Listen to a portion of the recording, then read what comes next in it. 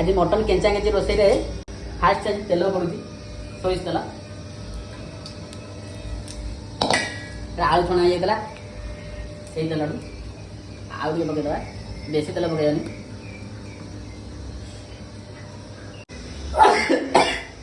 सोरिष तेल पड़ा आम मटन आज डायरेक्ट करवा गोटा मसला पियाज को डायरेक्ट सब पकईदे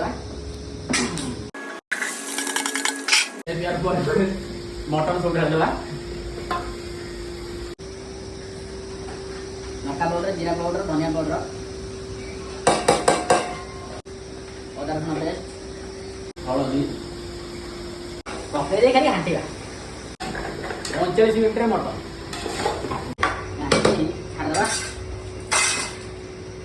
10 मिनट जाए मटन का कलर